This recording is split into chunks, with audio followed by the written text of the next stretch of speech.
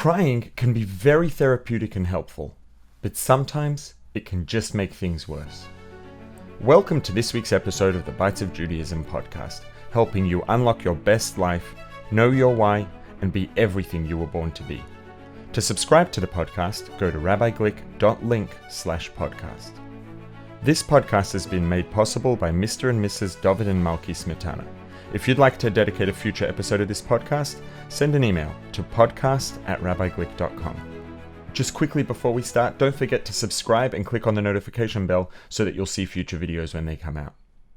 Now, let's talk about crying. Crying has many functions. Obviously, in a baby, crying serves to alert people as to the baby's needs, to alert the baby's parents. They need to eat, they need to sleep, they need a diaper change, etc. So that's one of the functions that crying serves, but that's not the one we're going to primarily focus on. What I want to focus on is adults crying, because the function and benefit of crying for adults is very different. Now, it's true that these actually benefits and functions are probably relevant for children as well. But when it comes to adults, we're very lucky that crying among adults isn't looked down upon the way it was not so long ago. The stigma of adults crying, thankfully, has been reduced a lot. So not that long ago, for an adult to cry was looked down upon. It was looked as weak. It was looked as immature. It was looked at as childish. And today, the validity and importance of crying is accepted among adults, is accepted and appreciated and recognized much more widely. And the reason that I say we're lucky that that perspective has changed is because there are many benefits to crying. And in a society where crying among adults is looked down upon, we lose out on those benefits. And the benefits of crying for an adult. Now, obviously, this doesn't mean that, on any random day, it's a good idea to go and try to cry. But it means that when there's something that's bothering us, something that's hurting us, that we feel a need to cry about, the permission to allow ourselves to cry is a very good thing. Because there are a number of different benefits that crying allows for, that crying provides. Particularly when there's something that bothers us, crying is part of the process of grieving, of processing what's happened, what we're going through, the difficulties that we're experiencing, the sadness, the pain, the hurt that we're experiencing. And crying is an important part of the process of processing that, of acknowledging it to ourselves, of validating it to ourselves, and really allowing ourselves to experience the hurt and the pain, the discomfort, the sadness, whatever it is, which is a very important step in the process of getting to the point that we can move beyond it. And when I say move beyond it, it doesn't mean that it's not going to bother us anymore, but it means that we have processed it, and it's not pent up inside and crouching there and bothering us the same way that it was before, because we've acknowledged it, we've experienced it, we've gone through it, gone through the process of validating and experiencing it and feeling it, and it allows us to move on. And the hurt and the pain can still be there, but it doesn't hurt us the same way that it did when it was pent up and unacknowledged and unvalidated. And this is why I say we're so fortunate today that the view that, society's collective view towards crying has changed. Because there's so much benefit to be gained by being able to allow ourselves to cry. When we're in a situation in which, things are not the way that we'd like them to be, and it's causing us pain, it's causing us hurt, and we're suffering with these negative emotions that we have inside as a result of these circumstances, once we've allowed ourselves to process all of that through crying, or crying being a part of that at least, we can get to a situation where we can still have the same circumstances and have the same undesirable situation and the pain and the suffering, but we can experience all of that in a state of far improved well-being. We can be much healthier and in a much better state of well-being together with all of that, together with those negative emotions, and we don't suffer as much from them. They don't affect our health and well-being the same way after we've acknowledged and processed it through crying as they do before. So the fact that, society allows us to cry more today means that we are better able to achieve states of improved health and well-being whenever we're in a situation that, that involves pain, that involves suffering. Because we're allowed and we have this permission to do what we need to do to be able to be in these circumstances in a state of greater health and well-being. And this is why it's such a positive thing that society, is recognizing this and allowing us to be able to cry when we need to as adults. Because the lack of stigma means that we can achieve states of greater health and well-being when we are experiencing pain, discomfort, suffering, etc. And the suffering we experience as a result is reduced. The magnitude is reduced. The extent to which it takes over everything and makes everything. It just magnifies the negative emotions and makes those negative emotions really encompass all of our lives because they're pent up inside and raging to get out. And we can get away from that through crying. Now, recall that in the opening, I mentioned that sometimes crying can just make things worse. So the question is, when would crying make things worse? If crying is so beneficial and has so much to offer in terms of healing and being therapeutic and allowing us to feel better and to be in a state of greater health and well-being in the face of challenges and difficulty, etc., why would there ever be a situation when crying's going to make things worse? Why would I ever say, you know what, in that situation, crying's not really the way to go. That's really not the path forward. What would make a situation such that crying is, no longer the recommendation? Why is crying going to be less helpful? Just before we continue, quick reminder to subscribe and click the notification bell to make sure you see more videos when they come out. So the truth is that I wouldn't necessarily say that there are situations in which crying doesn't have the benefit that we talked about. But there are situations in which there are other options and pathways forward that have much more benefit to be gained than crying does, which makes crying not the best option in those circumstances. And in short, what it boils down to is situations, the value of crying is if we're in a situation where we have, negative emotions, it's undesirable, it's not the way we want it to be, and that is causing us negative emotions, pain in our experience. If there is something we can do to actually change the circumstances so that they don't need to be undesirable anymore, well, that would be a better option than just crying to alleviate the pain that the undesirable circumstances are causing, wouldn't it? Right? It's true that in these undesirable circumstances, crying is likely to alleviate the magnitude of the pain and the suffering and the discomfort. But wouldn't it be better when the option is available to take action to change the circumstances so that the pain and suffering and discomfort don't need to be there anymore because the circumstances are no longer undesirable at all? Right? In such a situation, to sit around and cry to alleviate the pain is really falling short very much, not because it doesn't have the benefit, but because we have a much better option. We could be eliminating the undesirable circumstances instead of having to cry to alleviate the pain and suffering that we experience as a result of those circumstances.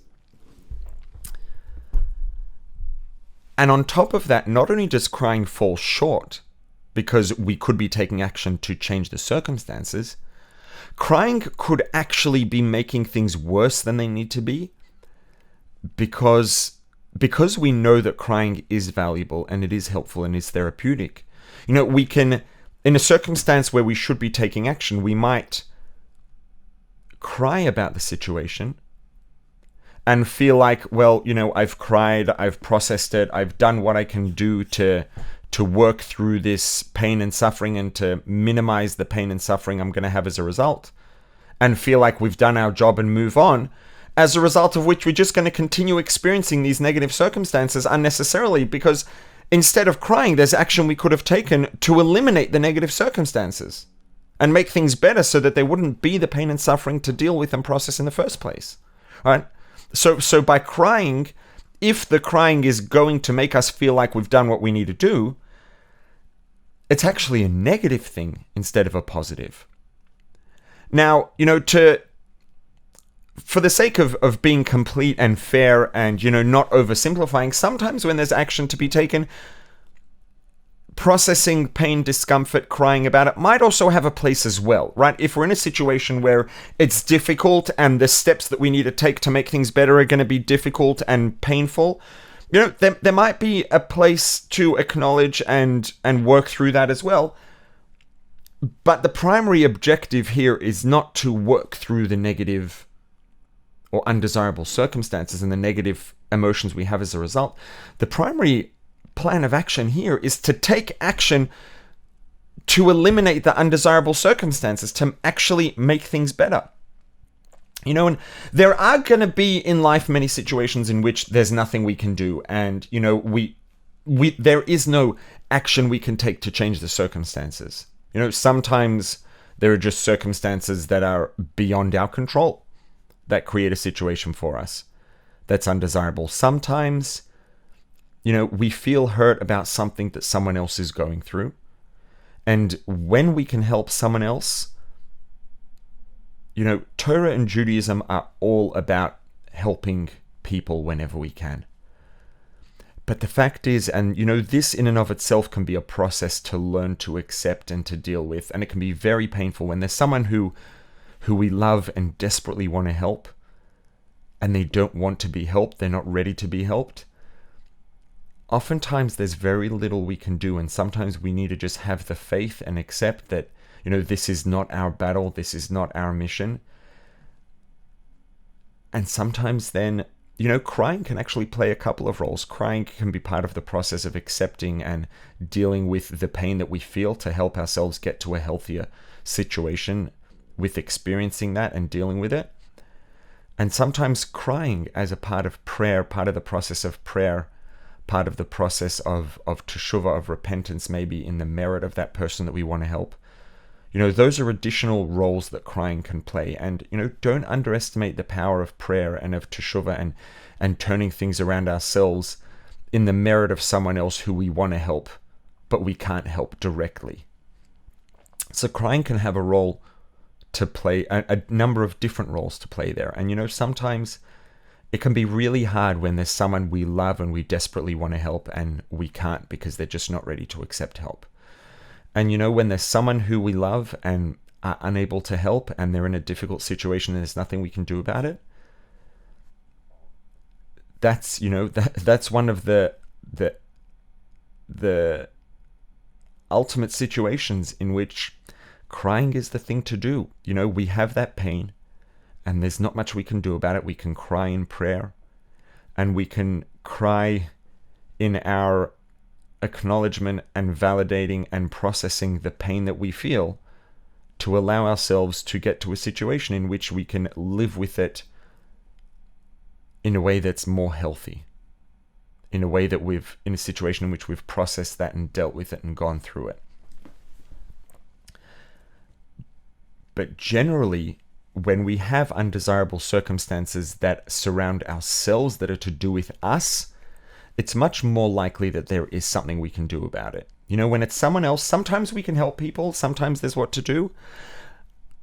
A lot of times we desperately want to help someone and we can't, because they have to be ready to take the responsibility. And we can't make people take responsibility. We can try to open their eyes. We can try to, help them with awareness. We can try to encourage them. But if someone's not ready to take responsibility, there really is a limit to what we can do for them. But when it comes to ourselves, it's our responsibility, and we have to step up to the plate and take responsibility for our circumstances. And it's true that with ourselves too, there can be circumstances that are beyond our control. But largely, when it comes to our own circumstances, we're much more likely to be responsible for things to a far greater degree than when we're talking about someone else's circumstances. So when it's our own circumstances, our own situation, generally speaking, it's much more likely that the priority is going to be coming up with a plan of action and taking action to change those circumstances rather than crying about them. As opposed to when it's someone else, it's much more likely that, it's likely that there's going to be much more of a limit on what we can actually do to change things. And it's likely that crying is going to have much more of a place and much more of a role to play. And this really comes up in a couple of different places in this week's Torah portion. So there are two instances we see in this week's Torah portion of crying, of people crying together. One is when Yosef, so in this week's Torah portion, Vayigash, it's the continuation of the saga when Joseph was the king, the ruler, second to the ruler, second to the king, second to the Pharaoh in Egypt. And his brothers had come down to get food, and they didn't recognize him because he'd been a young child, and now he was this mature adult. And he knew who they were, and he was sort of leading them along and going along in this whole story. And finally, he acknowledges to them who he is, and he tells them who he is. And in this story, when Yosef and Binyamin, Yosef had 10 half-brothers. So there were 12 brothers, all sons of Yosef, but they were born to 4 different mothers. So Yosef was one of the 12. He had 10 half-brothers and 1 full brother from both his father Jacob, and his mother, Rachel. And this full brother was Binyamin. And then Yosef and Binyamin embraced and they wept. Both of them were crying. And there's Medrash that explains why the two of them were crying. And it says that Yosef was crying for a loss that he foresaw in Binyamin's future, and Binyamin was crying for a loss that he foresaw in Yosef's future. Right? And this is the reason why each one was crying for the other one's loss. When it comes to Yosef's loss in his future, in the future of his tribe, of his descendants, of his domain, his territory, that's his responsibility. And the primary approach of Yosef towards his issues is figure out what to do about it and try to get the job done. It's not to say that crying never has any place, but the primary responsibility, the primary plan of action is step up to the plate, figure out what needs to be done, and make it happen. When it comes to Binyamin's losses in his future, in Binyamin's territory, in Binyamin's domain, there's a lot less control that Yosef has and a lot less responsibility. And that's why when it came to Binyamin's losses in his future, Yosef cried. Because there wasn't as much that he could do about it. But what he could do was cry. He could cry to process what he was going through. He could cry to commiserate with Binyamin, and he could cry in prayer. And the same thing was true of Binyamin for Yosef's losses. And that's why they weren't crying for themselves, because when it came to themselves, each one knew that they had to take responsibility and get the job done. When it came to each other's losses, the losses that they foresaw in each other's future, then they cried. And we have a similar story that happened with Yosef and his father Yaakov. When Yaakov, when Yosef acknowledged to his brothers, admitted who he was, and told them, like, it's me, Yosef, your brother. And he tells them, go get our father Yaakov, bring him down to Egypt. I got you, I'm going to take care of him. Tell him to come ASAP. I haven't seen him for years. He needs to come here, live here. It's going to be all good. So they, go back and get Yaakov and bring Yaakov down to Egypt. And when Yosef meets Yaakov, it says that Yosef, in his embrace of Yaakov, Yosef wept. Yaakov didn't weep. Yaakov was saying Shema. He was saying Shema Yisroel, Hashem Elokeinu, Hashem Echad. And again, the reason is the same. Why did Yosef weep? Yosef wept because of the losses he foresaw, the same losses he foresaw before. That it was a loss for the entire Jewish people, but primarily associated with Binyamin and Binyamin's responsibility. And there wasn't that much that Yosef could do about it. So he cried, and it's talking about the destruction of the Batei Mikdash, the destruction of the temples that were in Binyamin's region of Israel, of Eretz Yisrael. And so Yosef saw the loss, the destruction of the temples in Binyamin's region of Eretz Yisrael, and he cried because it wasn't his territory. There wasn't as much that he could do. It wasn't so much his responsibility. But Yaakov was the father of all the tribes, right? We are called the people of Israel, Bnei Yisrael, the sons of Israel. Who's Yisroel? Yisroel is Yaakov's second name. He is the father of all 12 tribes. He's the father of the entire Jewish people. So Yaakov wasn't crying about it. Yaakov was busy doing what he could do. Yaakov was affirming his faith in the Creator, affirming the oneness of God. And more specifically, again, there are midrashim that talk about the connection between Shema, between the Shema prayer and sacrifices, and say that the Shema is to a degree a replacement and equivalent of the sacrifices that were offered in the temple. So Yaakov foresaw the destruction of the temples, and he didn't have time to cry about it. This is his turf, this is his territory, this is his responsibility. So what did he do? He said Shema, which is the equivalent of the service that was carried out in the temples. But for Yosef, it was outside of his territory and domain. It was outside of his responsibility. So he cried, because that's what he could do. It's what he could do to alleviate his own pain and hurt. And it's what he could do to commiserate and perhaps to pray on behalf of what was going to happen in Binyamin's territory. So, and it's not always either or. A lot of times, we can experience and acknowledge and validate what we're going through, and it might involve some crying, and then take action. And sometimes validating the pain we're going through and maybe crying about it if necessary can be an important part of what we have to go through in order to be ready to take the actions we need to take.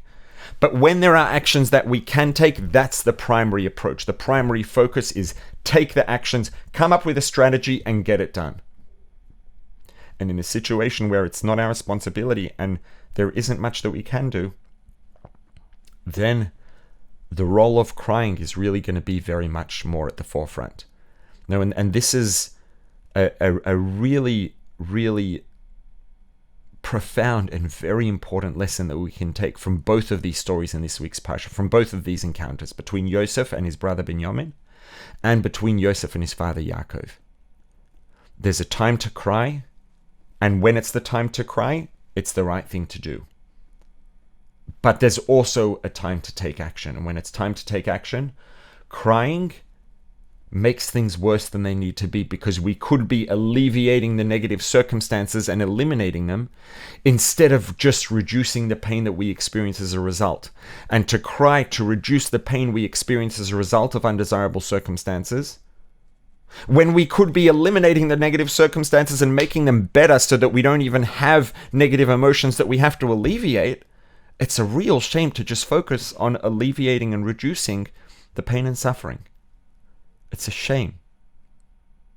One last reminder before we go: if you haven't yet, subscribe to the channel and click on the notification bell so that you'll see future videos when they come out.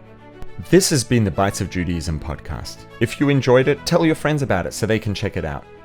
If you haven't yet, you can subscribe to the podcast on all major podcast platforms at RabbiGlick.link/podcast. If you'd like to dedicate a future episode of the podcast, please send an email to podcast@RabbiGlick.com. See you next week.